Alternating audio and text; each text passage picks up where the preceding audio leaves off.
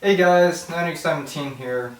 So as most of us already know, there is a new Sonic game that's going to be released in November called Sonic Frontiers. Now when I first heard about it, I thought, man, another new Sonic game. I wonder what they're going to come up with this time.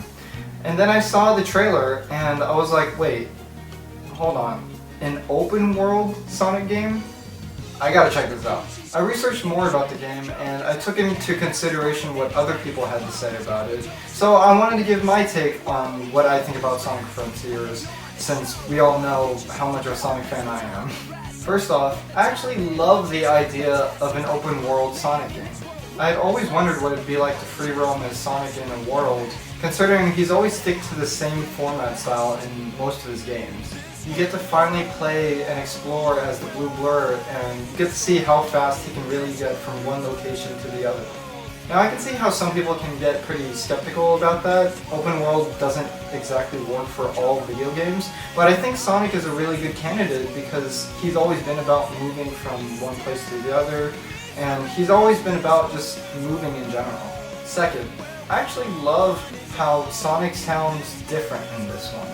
If you don't know what I mean, there's a clip online where it revealed that Sonic's voice has actually gotten a fair bit deeper than it normally was. Are the Key, huh? Sure beats being called a rodent. Are you saying I can rescue my friends? key. Find the Chaos Emeralds. Destroy the Titans. Tear down the walls between dimensions. Yeah, okay, sure. How about a little context? Hello? At first, I didn't know how to feel about it. But then I realized that Roger was actually doing something that he should have been doing for quite some time now. Sonic is now older. He's been through so many adventures, yet he never sounded like he ever actually got any older. Sonic's grown up with us as we got older, so it was only fair to show some character development to see how much Sonic has matured since he was a kid. There was first classic Sonic, and then there was teenage Sonic. And now I think with this new stage of modern Sonic, he's now going into a bit of a phase where he's becoming a young adult and he's getting wiser. Third, I can't help it. I absolutely love the new soundtrack. The song Vandalize really proved to me that this is going to be a new turning point for Sonic.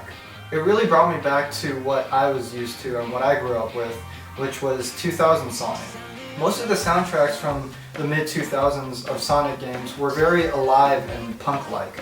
Over the 2010s, we lost that version of Sonic OSTs due to media change in music.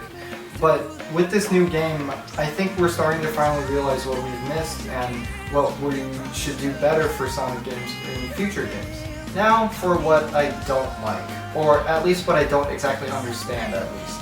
What is the story? It's been very mysterious to say the least.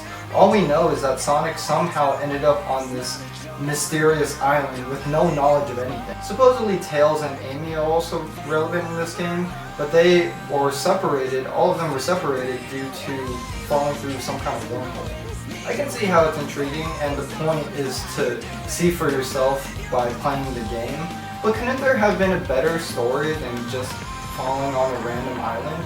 Also, for an open world game, I think they should have included more characters to play than just Sonic.